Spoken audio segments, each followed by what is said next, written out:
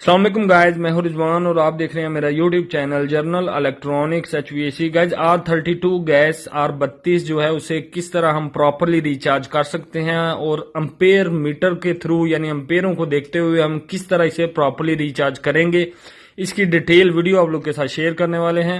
इससे पहले भी हमने एक वीडियो अपलोड की हुई है जिसमें हमने बाय वेट जो है वेट को यानी गैस को वेट करके डाल के रिचार्ज किया था, लेकिन मोस्टली जब टेक्नीशियन लोगों के घरों में चार्ज करने के लिए जाते हैं तो वेट मशीन तो वहां पे नहीं होती। तो अभी हम यानी अम्पेयरों को देखते हुए अम्पेयर मीटर लगा के अम्पेयरों को देखते हुए किस तरह प्रॉपरली R32 गैस रिचार्ज कर सकते हैं, इसकी डिटेल वीडियो आप लोग के साथ शेयर करने वाले हैं।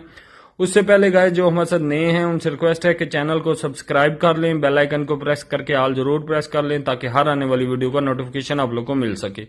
तो गाइस शुरू कर लेते हैं। ये हमारा आउटडोर है, इसमें लीकेज थी जो हमने ट्रेस करके क्लियर करके इसको प्रेशर दिया हुआ था। तो सबसे पहले हम इसका प्रेशर जो है वो रिलीज करेंगे। तो गाइज R32 गैस चार्ज करने से पहले आपके यूनिट में लीकेज नहीं होनी चाहिए, ये आप मेक श्योर कर लें कि उसमें कोई लीकेज नहीं हो। तो गाइज इसकी लीकेज जो है वो हमने ट्रेस करके क्लियर कर दी हुई है। इसमें प्रेशर डाला हुआ था, R32 गैस इसमें चार्ज होती है तो वो हम अम्पेयरों को देखते हुए रिचार्ज करेंगे। तो सबसे पहले हम इस यूनिट में जो हमने प्रेशर डाला हुआ है उसे निकालेंगे। हायर कंपनी का ये DC इन्वर्टर यूनिट है, R32 गैस इसमें चार्ज होती है। तो गैस इसको हमने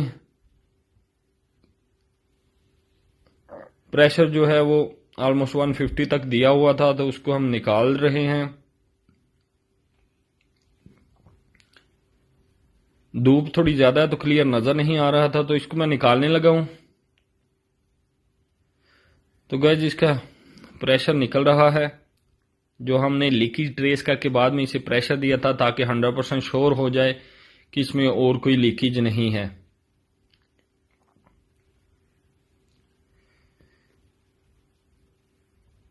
गाइज इसका प्रेशर जो है वो ऑलमोस्ट निकल चुका है, आप देख सकते हैं 0 पे सुई आ चुकी है।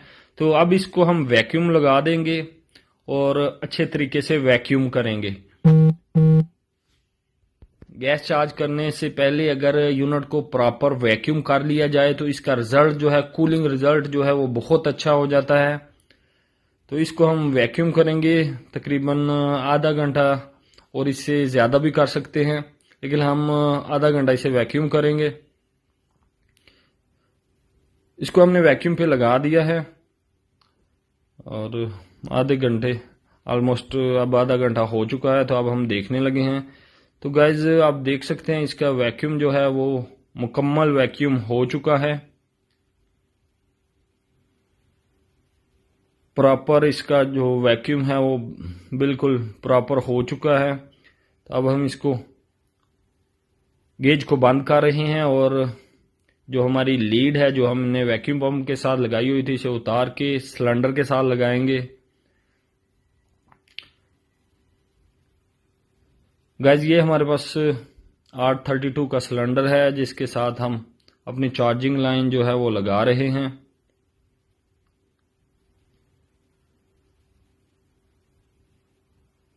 R32 गैस है इस सिलेंडर में। तो गैस लीड हमने लगा ली और सिलेंडर का जो वाल है वो हमने ओपन कर लिया, यानी येलो लीड में जो है अभी वो R32 आ रही है और यहां से हम इसे पर्च करेंगे, यानी येलो लीड में जो एयर है उसे रिलीज करेंगे, वो एयर निकाल देंगे। गेज को हमने ओपन नहीं किया था, अब हम गेज को ओपन करने लगे हैं। तो गैस गेज को ओपन करके सिलेंडर को हम उल्टा करके डालेंगे। आप उल्टा करके लिक्विड भी डाल सकते हैं और सीधा करके भी डाल सकते हैं सिलेंडर को, इस गैस में कोई इशू नहीं है, जिस तरह मर्जी आप इसे चार्ज कर सकते हैं। लेकिन ये आप देख सकते हैं इसमें जो गैस चार्ज होगी वो 1 kg गैस चार्ज होगी, R32 1 kg। लेकिन हमारे पास यहाँ पे वेट मशीन नहीं है तो इसलिए हम अम्पेयर मीटर लगा के अम्पेयरों को देखते हुए इसे चार्ज करेंगे। तो गैस यहाँ लिक्विड हम पहले थोड़ा डाल लेंगे, आपको आइडिया होना चाहिए, हम ऑलमोस्ट आधा लिक्विड इसमें आधा kg के करीब लिक्विड डाल देंगे। अगर आपको आइडिया नहीं है तो आप सीधा रख के भी डाल सकते हैं, लेकिन लिक्विड थोड़ा डाल के तो इसके बाद थोड़ी देर गैस को छोड़ देना चाहिए। उससे गैस जो है लिक्विड जो है वो पूरे यूनिट में फैल जाता है और फिर यूनिट को स्टार्ट करना चाहिए। तो इसमें मैं थोड़ा लिक्विड डाल रहा हूँ। ऑलमोस्ट क्यों हमारा तो डेली का काम है, हमें आइडिया हो जाता है। तो ऑलमोस्ट आधा kg लिक्विड इसमें मैं डाल के तो सिलेंडर को सीधा करके फिर इसमें थोड़ा प्रेशर भी डालूंगा। इसका जो स्टैंडिंग प्रेशर है वो मैं 250 के करीब कर दूंगा। तो अब मैं सिलेंडर को सीधा करके इसमें प्रेशर डाल रहा हूँ। तो क्योंकि इस गैस का R32 का जो स्टैंडिंग प्रेशर होता है वो 250 के करीब होता है। तो मौसम के लिहाज से सर्दियों में स्टैंडिंग प्रेशर कम भी हो जाते हैं, गर्मियों में ज्यादा भी हो जाते हैं। तो इसलिए मैं ऑलमोस्ट 250 के करीब ही इसे डालूंगा। तो गैस 250 के करीब हमारा स्टैंडिंग प्रेशर हो चुका है। अब मैं इसे थोड़ी देर के लिए छोड़ दूंगा, ऑलमोस्ट 10 मिनट के लिए यूनिट को ऑन नहीं करूंगा और इसके बाद मैं इसे ऑन कर देता हूं। एम्पेयर मीटर भी हम लगा लेंगे। ऑलमोस्ट 10 मिनट अब हो चुके थे, तो मैं इसको एम्पेयर मीटर लगाता हूं और ऑन करवा देता हूं यूनिट को। गाइस इसके एम्पेयर भी आपने देख लेने हैं। इसके मैक्सिमम एम्पेयर जो कंपनी बता रही है वो 10.2 10.3 तक हैं। तो इसी हिसाब से आपने गैस चार्ज करनी है, यानी जब इस यूनिट के एम्पेयर मैक्सिमम पे गए होंगे तो आपका गैस का प्रेशर 120 से 130 के करीब होना चाहिए। 5-10 ऊपर नीचे कोई इशू नहीं होता। तो गैस यूनिट हमारा ऑन हो चुका है, जैसे कि आप देख सकते हैं। गेज में जो सुई है वो नीचे जाना शुरू हो गई है और एम्पेयर भी जो हमारे एम्पेयर मीटर पे, कलम मीटर पे एम्पेयर हैं वो भी बढ़ने शुरू हो गए हैं। ऑलमोस्ट 3.5 के करीब हो चुके हैं। 3.7, 3.8, 3.9, 4 एम्पेयर आहिस्ता आहिस्ता बढ़ रहे हैं और गेज की जो सुई है वो नीचे जाती रहेगी। तो गैस ये देख सकते हैं ऑलमोस्ट 80 प्रेशर हो चुका है। प्रेशर अभी कम है, गैस यानी इसमें कम है। एम्पेयर जो है वो 7 तक पहुंच चुके हैं।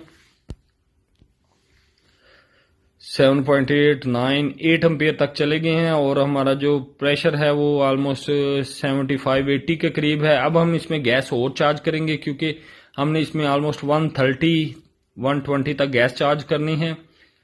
तो अभी एम्पेयर भी मुकम्मल नहीं हुए। अब हम इसमें गैस और भी चार्ज कर रहे हैं। तो गैस इसके एम्पेयर ऑलमोस्ट 9:30-10 के करीब पहुंचने वाले हैं, यानी ये अपने मैक्सिमम एम्पेयर पे जा रहा है। इसके मैक्सिमम एम्पेयर कंपनी ने 10.2 और 3 लिखे हुए हैं, लेकिन वोल्टेज की वजह से अगर वोल्टेज कम होंगे तो एम्पेयर थोड़े से बढ़ भी जाते हैं और अगर वोल्टेज ज्यादा होंगे तो एम्पेयर थोड़े से कम भी रहते हैं। गैस जब भी हमारे जो गेज पे जो सुई शो कर रही है वो ऑलमोस्ट 130 के करीब शो कर रही है। अभी थोड़ी देर वेट करेंगे तो ये सुई थोड़ा थोड़ा और भी नीचे जाएगी। तो अभी ऑलमोस्ट 30 से 35 के अंदर ही है, 135।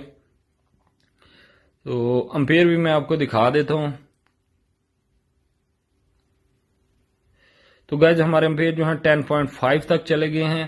तो शायद वोल्टेज थोड़े से कम है इसलिए एम्पेयर थोड़े से ऊपर गए हैं। तो गैस इस तरह हम एम्पेयरों को देखते हुए अपनी प्रॉपर जो R32 गैस है उसे रिचार्ज कर सकते हैं। तो इस यूनिट में हमारी गैस जो है प्रॉपर रिचार्ज हो चुकी है। गैस वीडियो अच्छी लगे तो लाइक करें।